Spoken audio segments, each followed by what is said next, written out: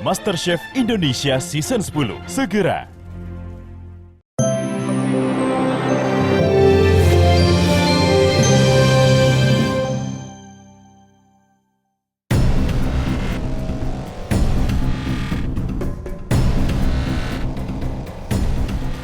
Mantan presenter yang juga pernah menjadi anggota DPRD DKI Jakarta, Wanda Hamidah, meradang panjang karena rumah keluarga yang ditinggali oleh orang tua dan saudara-saudaranya disegel paksa oleh Wali Kota Jakarta Pusat atas perintah Anies Baswedan, Gubernur DKI Jakarta.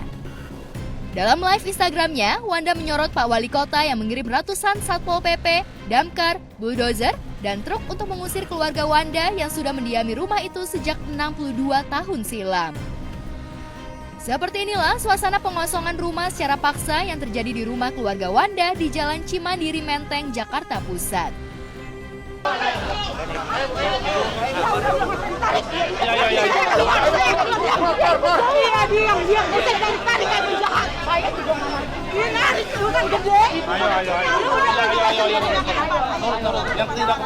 Aku berkepentingan orang rumah. Iya, kami paham.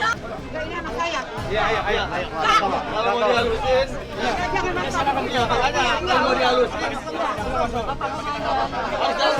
Hasbi Allah wa ni'mal wakil. Hasbi Allah wa ni'mal wakil. Hasbi Allah wa ni'mal wakil. Hasbi Allah wa ni'mal wakil. Hasbi Allah wa ni'mal wakil. Intinya kita harus ketemu di pengadilan. Ini kan sengketa. Sudah terlambat. Oh, udah terlambat lagi selesai menjabat sebagai gubernur. Kita nggak ada DKI. politik-politik. Oh, benar nggak ada politik ya. Oh, tapi kalau kamu nggak ada politik. Kami tidak tahu itu urusan. Oke. Jadi tidak usah. Pengusiran dan pengosongan rumah milik keluarga Wanda yang berlangsung siang kemarin berlangsung ricuh karena Wanda dan keluarganya melakukan perlawanan. Keluarga Wanda merasa memiliki surat izin perumahan atau SIP sejak tahun 1960 atas nama Hussein bin Abu Bakar, kakek Wanda. Namun mereka tak memiliki HGB atau hak guna bangunan sehingga kepemilikan rumah dan lahan seluas 1.400 meter persegi itu auto lemah di mata hukum. Lalu benarkah pemilik HGB adalah Yapto Suryo Sumarno, tokoh organisasi yang sangat berpengaruh di Indonesia? Yang pasti, Wanda menyindir para pejabat yang ikut mengeksekusi rumahnya takut pada perintah atasan tanpa memperhatikan masyarakat tertindas seperti keluarganya. Bahagia ya Bu Ani, bahagia ya mukanya ya, bahagia sekali ya. Bahagia. Pak Denny mana? Bahagia ya Pak ya?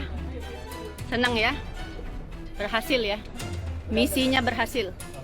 Pak Chandra, Bu Ani, Pak Denny, misinya berhasil ya? Eksekutornya nih, Bu Ani. Ini eksekutor Wali Kota DKI Jakarta nih. Pak Hamid itu sebetulnya beliau tidak memiliki SIP awalnya juga. Jadi ada kakaknya, dulu Abu Bakar. Tapi SIP-nya tidak ada nama beliau di dalam SIP-nya itu. Kita tidak tahu kemudian beliau menduduki di sini. Dan itu kalau dibilang dari tahun 60, sebetulnya kalau Pak Hamid baru di sini. Tidak dari tahun 60, dulu kakaknya mungkin di sini, tapi sekarang sudah tidak ada. Hubungannya dengan Wanda Hamidah apa? Katanya sih saudara Pak, seperti itu. Ya itulah sih terserah ya Pak. Ya kemudian kita mencoba nih sudah somasi kan? Sudah kali somasi, tetap membuka peluang untuk mediasi, mau diberikan kerohiman dan sebagainya. Tapi beliau tidak berkenan. Jadi sepengetahuan kami itu, ini tidak dalam posisi sengketa. Kalau sengketa kamu harus bisa. Tidak dalam posisi sengketa.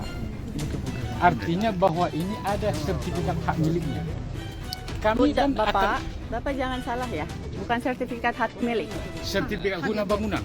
Sertifikat HGB yang tidak beralamat di sini. Coba Bapak saya mau lihat HGB-nya alamatnya di mana. Itu tidak kapasitas kami Coba saya lihat HGB-nya di mana, ya. HGB yang dimiliki oleh Bapak Yapto, Ini ya, saya jelaskan dulu. tidak berada di alamat ini. Kenapa yang di sini yang disasar? Coba, Ibu kan wali kota. Ibu udah lihat HGB-nya? Sudah.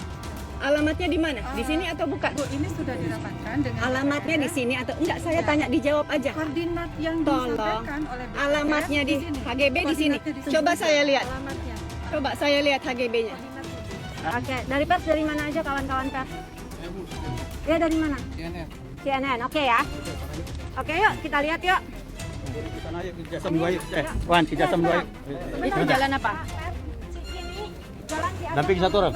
Bapak. DB atas nama Kanjeng Raden Mas Haryo Yapto Sulistyo Suryo Sumarsono.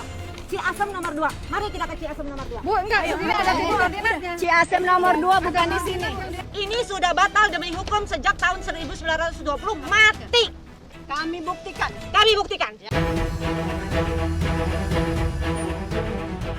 Disoroti kamera live Instagram Wanda, Wali Kota Jakarta Pusat dan sejumlah pejabat auto menghindar. Ironisnya, beberapa pejabat yang ikut mengeksekusi rumah adalah rekan kerja Wanda saat ia masih menjabat anggota DPRD DKI Jakarta. Mantan istri Daniel Patrick Skult itu sempat bertanya apakah puas telah membuat keluarganya sakit dan masuk ke liang kubur. Om Hamid mana? Halo Bang Ongen. Ini Bang Ongen mau bantu kita, mau bantu eksekusi nih Bang Ongen. Hah?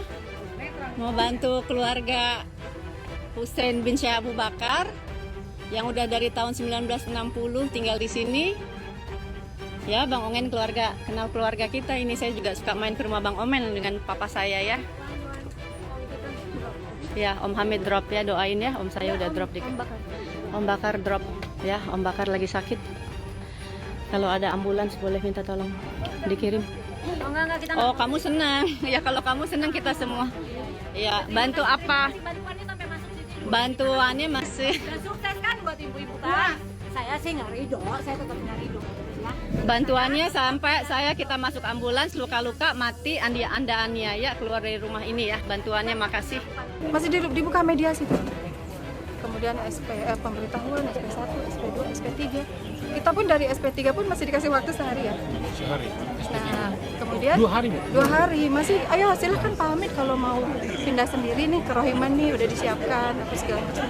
Tapi tetap tidak mau gitu. Nah ini kan kalau kita kan namanya mekanisme pengosongan. Secara administrasi, secara berkasnya, secara legal standingnya sudah diuji. Usut punya usut, eksekusi pengosongan rumah keluarga Wanda bukan auto mendadak, tapi sudah berlangsung bertahun-tahun. Rumah bernilai ratusan miliar sudah menjadi sengketa antara keluarga Wanda dengan Pemprov DKI Jakarta sejak puluhan tahun silam. Jika Pemprov DKI merasa punya hak atas rumah yang ditempati keluarga Wanda, mengapa hingga beberapa kali ganti gubernur, keluarga Wanda masih bisa tinggal di rumah itu? Mungkinkah ada kong kali kong antara Pemprov DKI dengan oknum mafia tanah dan organisasi kemasyarakatan? Dari BPN sudah mengeluarkan surat bahwa Pak Hamid ini sudah pernah mengajukan untuk pensertifikatan tetapi tidak bisa. Atas hak yang kalian gunakan untuk HGB. Saya tidak ridho ya, dengan sertifikat Ciasem nomor 2 atas nama Yapto. Kalian berondong kami di Jalan Citandui nomor 2. Udah beda lahan, tanpa punya PBB, tanpa punya AJB. Saya tidak ridho. Ya, dengar, saya tidak ridho. Saya pemilik rumah ini. Ya terkait Wanda Hamidah saya baru dengar, nanti kami akan cek kembali apa sesungguhnya masalahnya. Apakah masalah status kepemilikan lahan atau tanah atau propertinya ada atau masalah lain ya. Saya juga baru dengar dari teman-teman, nanti kita akan cek kembali. Prinsipnya kita akan menegakkan keadilan bagi semua siapa saja.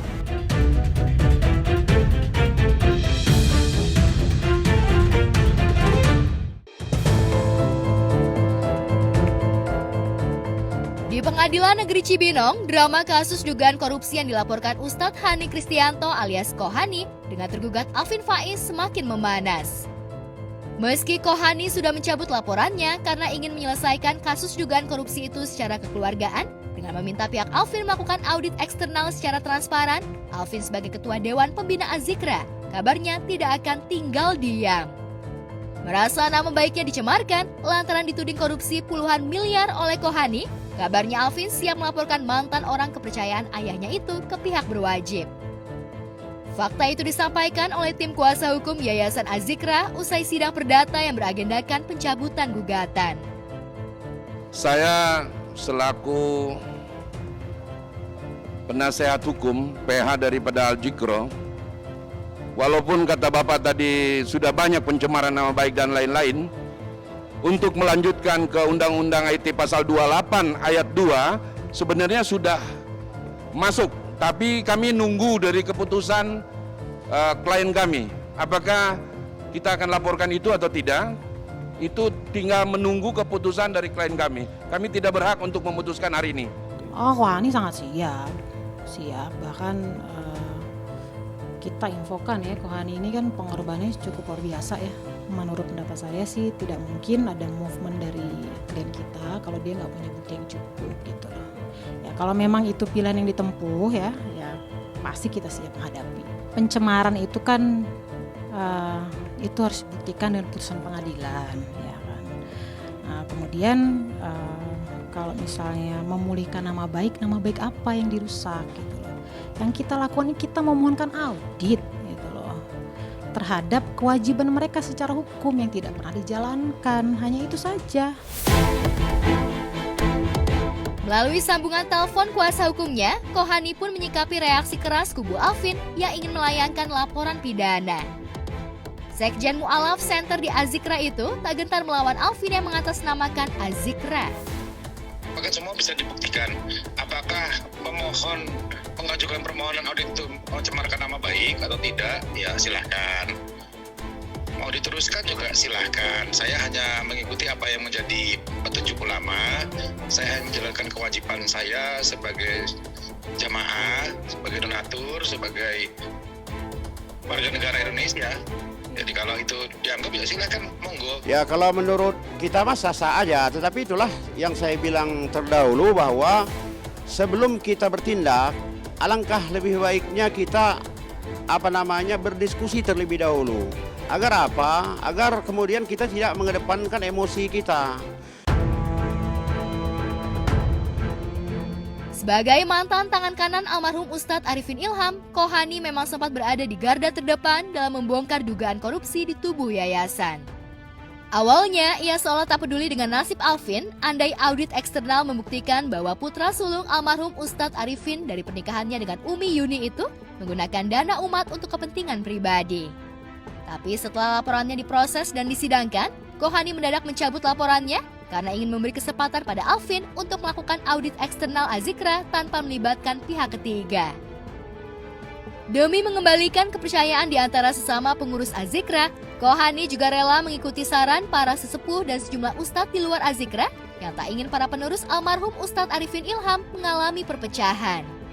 Ya bismillah, insya Allah kita tuh masih nunggu nanti apakah audit ini dilakukan.